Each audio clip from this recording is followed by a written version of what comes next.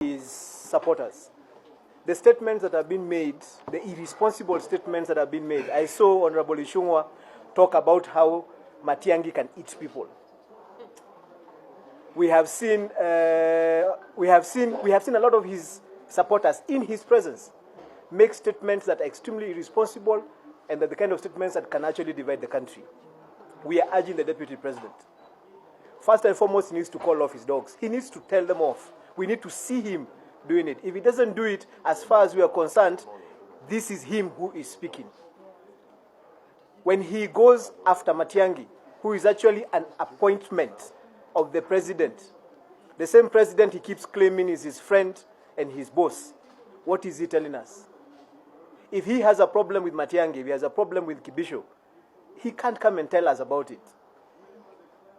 He's a part of the presidency. I assume that he can actually solve, or we assume that he can actually solve that problem within his office. The fact that they're making it a political conversation. I come from the National Administration and Security Committee. I have not seen a complaint brought to our committee in regards to Kibisho, in regards to Matiang'i. So the fact that all they're doing is make political conversations about these appointees.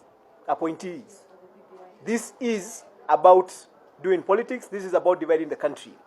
It is about splitting the country and then confusing the country from focusing on what is a matter of note at this point, which is actually the Building Bridges Initiative and the report. So we want to tell them we're not going to get carried away in the noise. We're not going to get carried away in the insults. We want to urge Tanga, we want to urge the chairman, the deputy president, to step down. Let Kenyans focus on BBI, let Kenyans read the report, let Kenyans discuss it. It doesn't matter how many insults you're going to pour at people who have been appointed. We will read that report. We will discuss it as Kenyans, and we will discuss it with respect. Finally, these irresponsible statements, as my colleagues have made, we have seen this before. You start with irresponsible statements, yes. You start with incitement, then you go into incitement, then you split the country, then you go into a war. We are calling them to account now.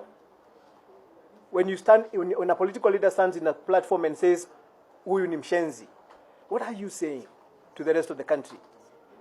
When we see leaders insult women, members of parliament, what are you telling the rest of the country? Why are you trying to get us into a place of hate?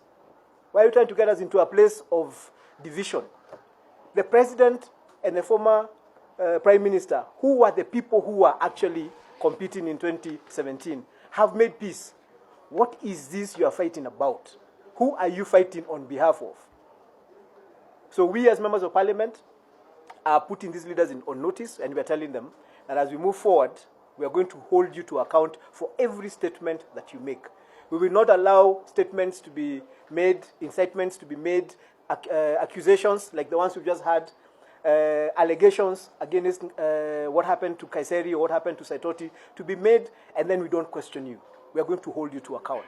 And as this team, we're actually going to also look for other opportunities to do formal complaints against some of these statements. We're not just, this is not politics. Politics cannot be made of making statements like those. It can't be made of hate and division. We have to find another way of doing politics. Thank you very much.